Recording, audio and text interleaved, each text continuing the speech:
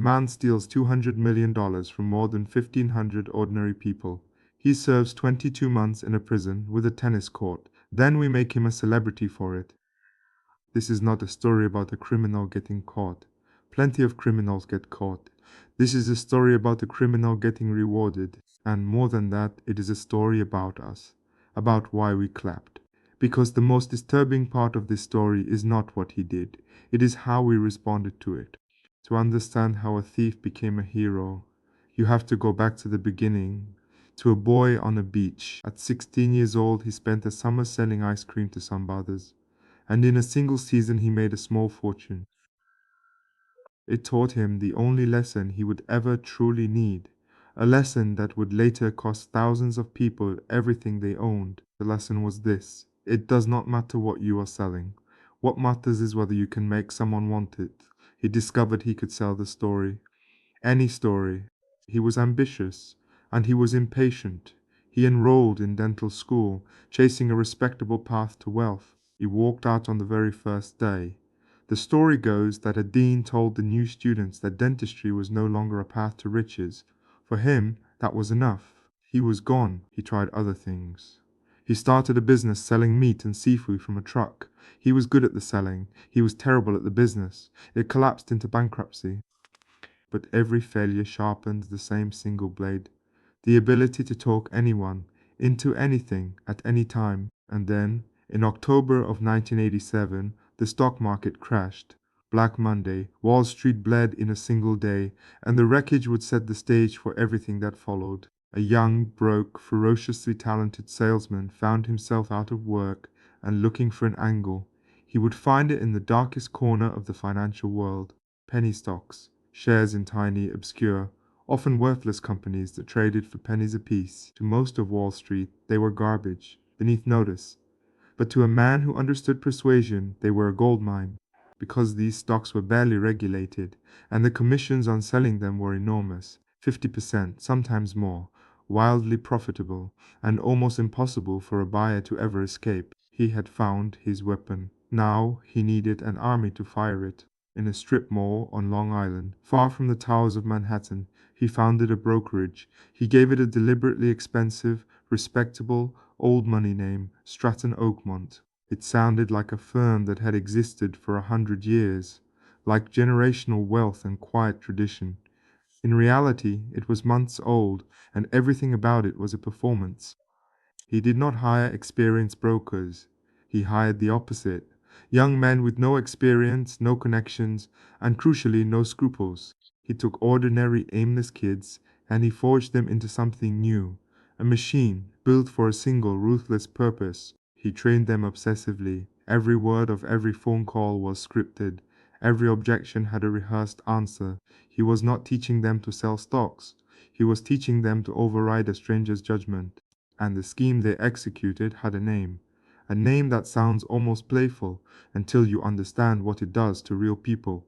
Pump and dump. The mechanics was simple and beautiful in their cruelty. It worked in 3 moves. Move 1. Quietly, before anyone was watching, the firm would buy up huge amounts of a cheap, worthless stock, pennies per share, all in secret. Move 2. Unleash the army. Hundreds of brokers would pick up the phone and call thousands of ordinary Americans across the country. Teachers, retirees, small business owners, working people with a little money saved and a quiet dream of more. And the brokers would sell them a dream, not a stock, a dream, wrapped in manufactured urgency and false certainty.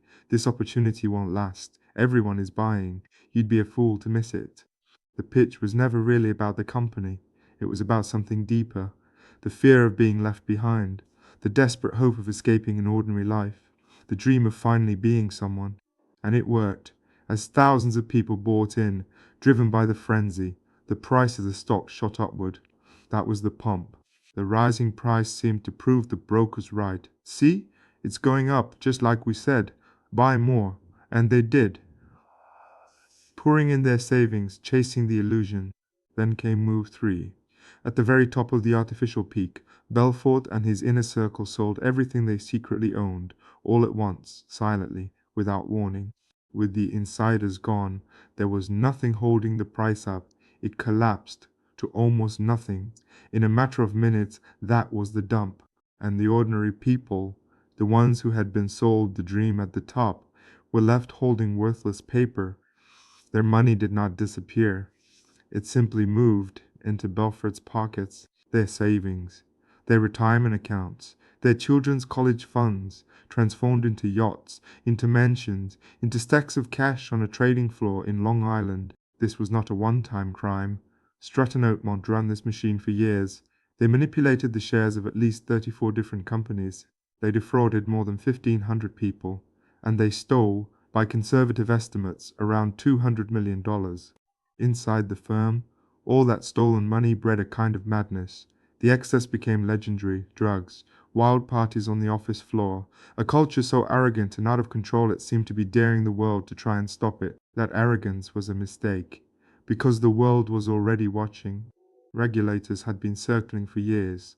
The scheme was too big, too loud, and too greedy to stay hidden forever.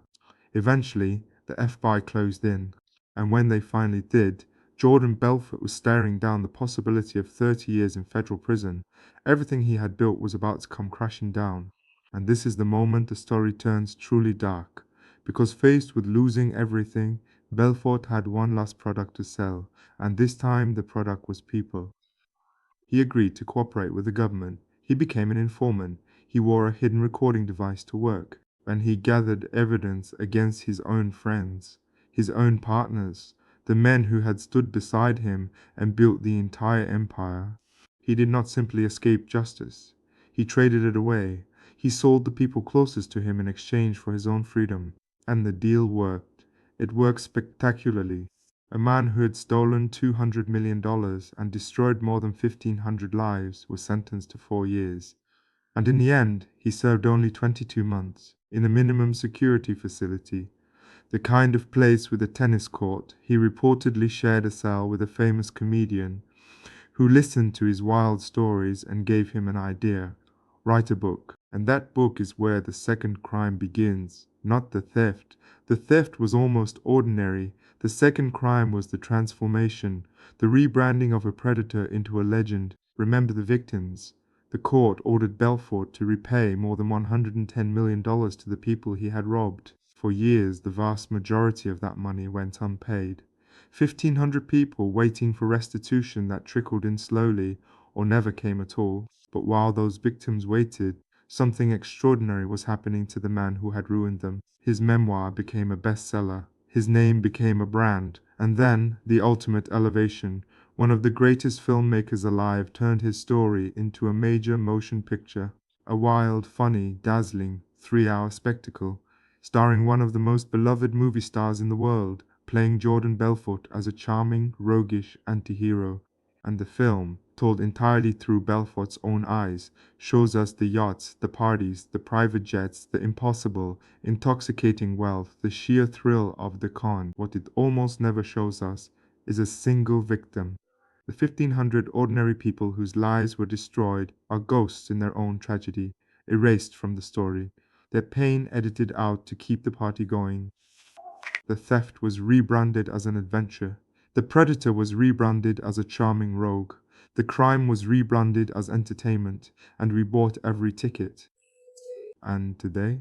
Today, Jordan Belfort is not a cautionary tale. He is a celebrity, a sought-after motivational speaker, a guru. He commands large fees to teach audiences the very thing that made him dangerous: his powers of persuasion, his system for getting anyone to say yes. He will sell you his sales method. He will sell you his books.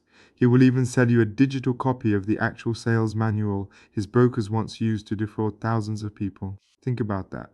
The exact weapon that emptied 1,500 bank accounts is now available for purchase, marketed to you as self-improvement. And just weeks ago, decades after the crime, Belfort announced that he had finally completed his court-ordered restitution. But when you look closely at the numbers, his victims recovered only a fraction of what they actually lost. The books were closed. The wound was not. So here is the question that should genuinely haunt us. And it is not, why did Jordan Belfort do it? Men like him have always existed and always will. The predator is a constant. That is not the mystery. The real question, the uncomfortable one, is about us. Why did we make him a star? Why did we laugh with the con man instead of grieving for the conned? And the answer is deeply unflattering. Somewhere, quietly, underneath the outrage we performed, we never really wanted to see him punished, because we did not just want to watch him. We wanted to be him, the wealth without the work, the freedom without the rules, the power to make people believe anything. That is the dream he was really selling. Not a stock, not a company, a fantasy of a life without limits. And when he sold it to us from the screen, we bought it, just like his victims bought it over the phone. Jordan Belfort didn't just get away with the con, he pulled off a far greater one. He convinced an entire culture to applaud the very thing that ruined so many lives. The $200 million was never his masterpiece. We were. So the next time a charming criminal is dressed up as a hero, ask yourself one thing: who is really being sold, and who is really buying?